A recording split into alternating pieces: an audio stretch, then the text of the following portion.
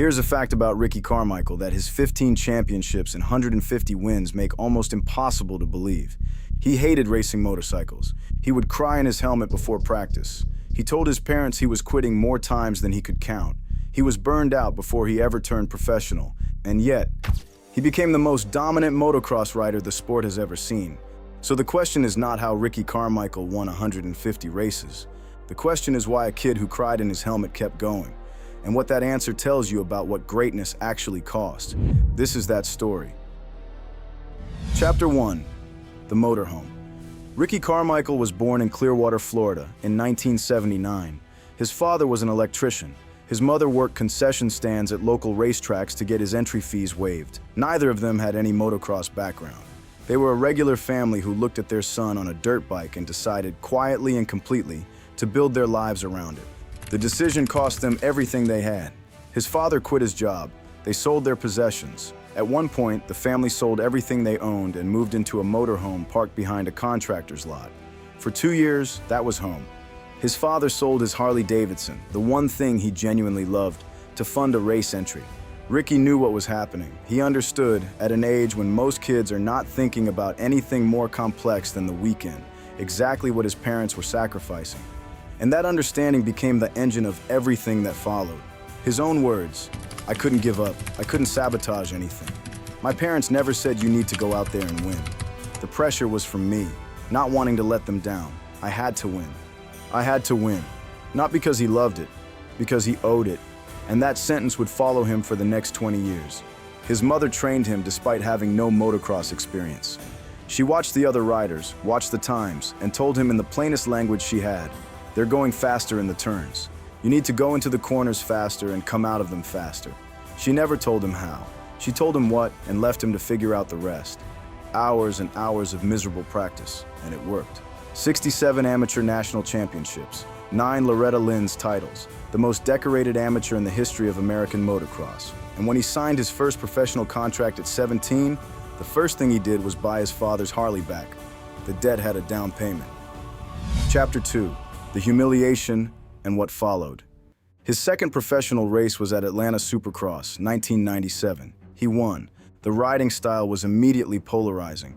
Where most elite riders were smooth and controlled, Carmichael was chaos. Feet off the pegs, crossed up, throttle pinned when everyone else was backing off. It looked wrong. He went faster than everyone anyway. He won 3 races in his rookie 125 Supercross season and dominated the outdoor nationals. 8 wins in 12 rounds, a championship in his first year. But the real story of that rookie season happened at the East-West shootout in Las Vegas. Carmichael versus Kevin Windham, the king of the West, who had won 16 of 18 races on his coast. When the race started, Carmichael stormed to the front. Windham reeled him in, made the pass. Carmichael came right back with a hard block pass. Then the whoops, a mistake. Windham passed him and pulled a gap. Carmichael kept pushing, crashed, got up, crashed again, then crashed hard enough that his night was over. The cameras found him on the side of the track, helmet still on, sobbing. At the exact moment Kevin Windham rode past with both arms raised in victory. Announcer Art Ekman turned to Hall of Famer David Bailey. How will this kid handle such adversity? Bailey's answer, "Carmichael's the kind of kid that learns fast from his mistakes. I feel sorry for everyone next weekend." The following weekend was the Outdoor Nationals. Carmichael won, then won again. By the end of the season, he was the AMA 125 outdoor champion.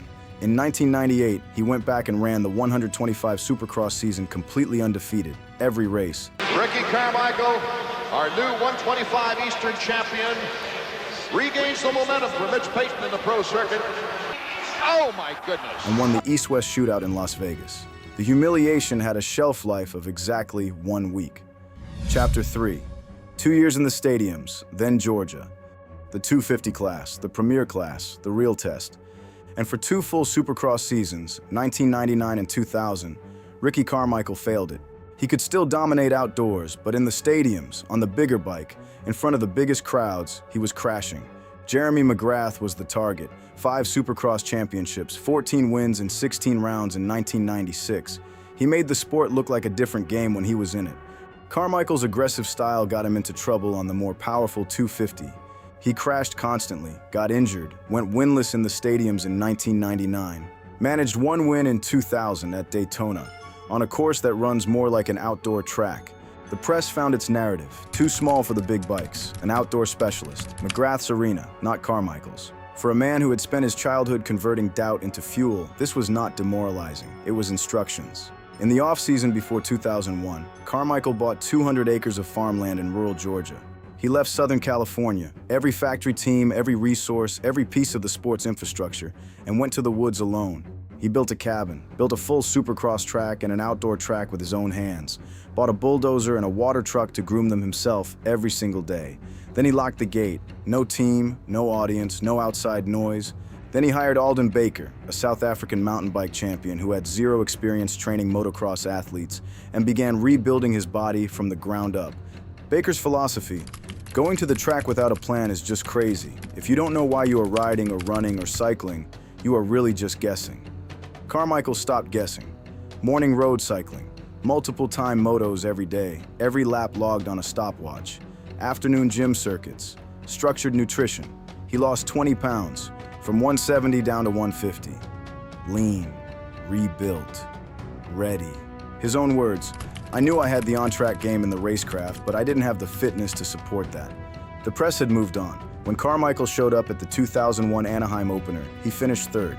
Same Carmichael, different year, everyone thought. Then came San Diego, round 2. McGrath took the lead. Carmichael slotted into second. Within 3 laps, they had checked out on the entire field. For 20 laps, they traded positions. The crowd was on its feet. At the halfway point, McGrath made a small mistake. Carmichael took the lead. Everyone watching waited for what always happened next. He would fade, he would crash, McGrath would come back. Lap after lap, it did not happen. The gap got bigger. McGrath faded. LaRocco passed him for second. The 5-time champion finished third. Carmichael crossed the finish line in first place, and you could see it in his shoulders, the specific release that only comes after carrying something heavy for a very long time. Most people left San Diego convinced it was a fluke. McGrath won the following week at Anaheim too. The press celebrated, the champ has responded. That was the last supercross race Jeremy McGrath ever won. From that point forward, Carmichael won 13 of the final 15 rounds. The student had not just beaten the master, he had replaced him. And the training program built in those Georgia woods became the blueprint for an entire sport. Riders today, Villapoto, Dunjay, Rotson, Cooper Webb, all train with methods derived from what Carmichael and a mountain bike champion invented in isolation in 2001. Chapter 4, The Perfect Seasons. What followed the defeat of Jeremy McGrath was a period of dominance so complete it required the sport to find new language. In 2002, Carmichael won all 24 motos in the outdoor season, not 23, not 22 with one bad day, all 24. Every race, every round. The first perfect outdoor season in the history of the sport. He did it again in 2004, after missing the entire supercross season with a torn ACL. On a 4-stroke, he had limited time to develop. 2 perfect seasons, a feat considered impossible the first time. A mythological standard that only 2 other riders in history have ever been able to match.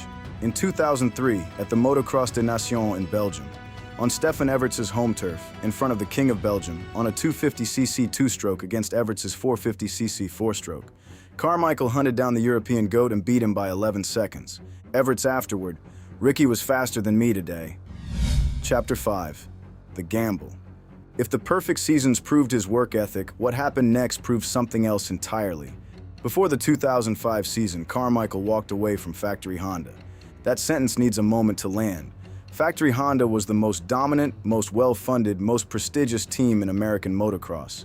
They had built the infrastructure around Carmichael's perfect seasons. They had the resources, the engineers, the bikes. Walking away from Factory Honda mid-career, in your prime, was the kind of decision that ends legacies. Carmichael did it anyway. He signed with Suzuki, a brand that had not won a Premier Class championship in over a decade. The industry thought he had lost his mind. The press wrote the narrative before the season even started. The Honda was the machine. The Suzuki was unproven. Without the best equipment, the run was over. There was one small problem with that theory. He won the 2005 AMA Supercross Championship on their RM2502 stroke, the last time a 2-stroke would ever win that title. Then he went outdoors on their brand new, completely unproven RMZ 4504 stroke, a bike he had helped develop from scratch, and won all 12 outdoor nationals. 2 championships, 2 different bikes, 1 season. The lesson was unarguable. The magic was never the Honda. It was never the equipment or the team or the resources. The magic was the rider, and the rider goes wherever the rider decides to go. Chapter 6, the three-way war. But 2005 also brought something Carmichael had never faced before. A rival he could not simply outwork. James Stewart had been breaking every amateur record Carmichael had ever set. When he arrived in the premier class, the difference was immediately visible, not in degree, but in kind.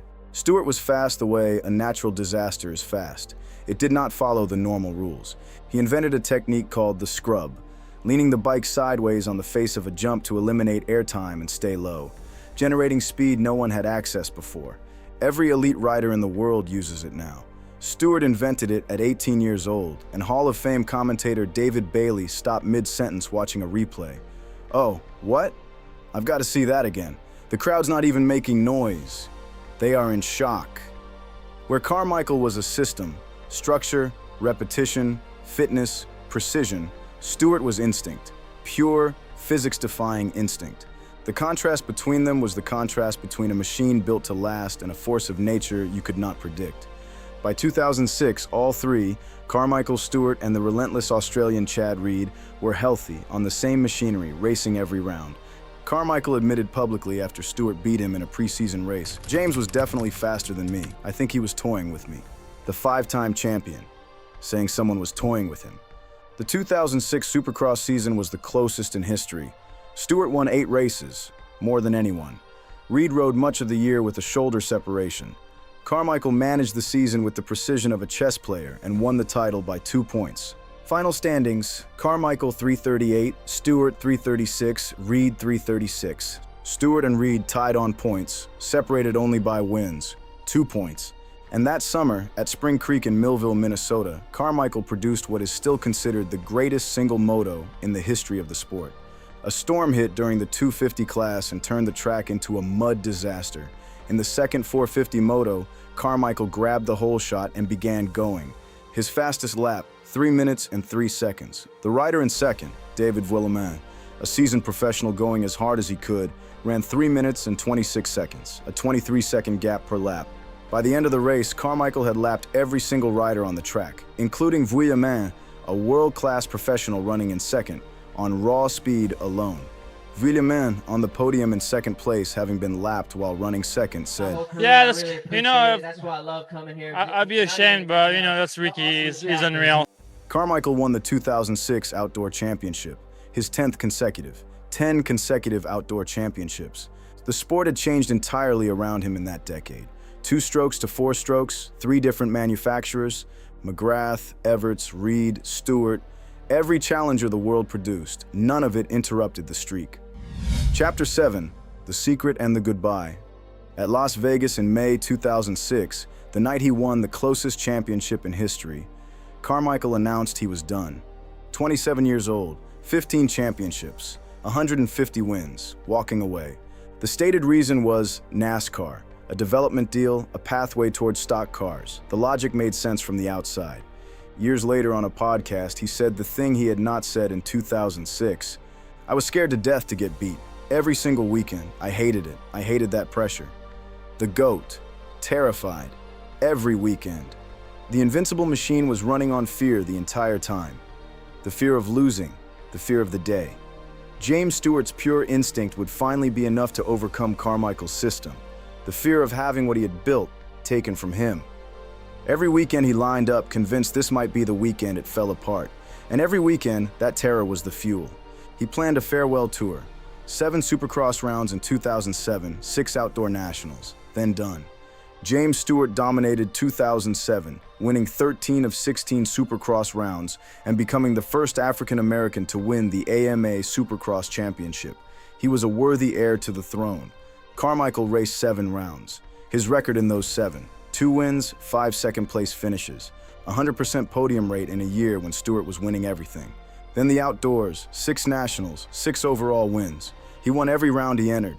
His final outdoor national was at Millville, the same track where he had lapped the field a year earlier. He went 1-1, winning his 150th career AMA win in front of a record crowd of 26,000 people.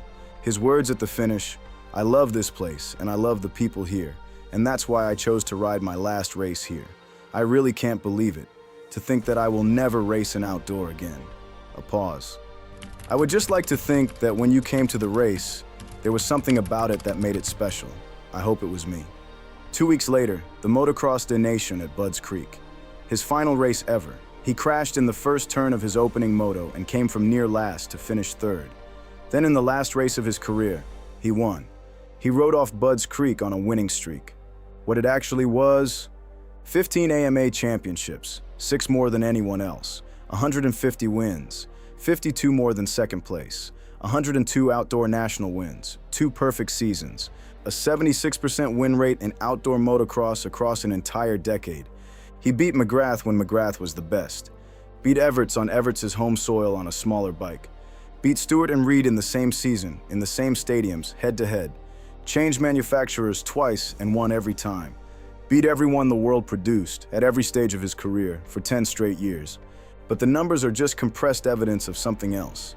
A boy in a motorhome in a parking lot, a father who sold his motorcycle, a mother who trained her son in a sport she had never practiced because they could not afford anyone who knew what they were doing.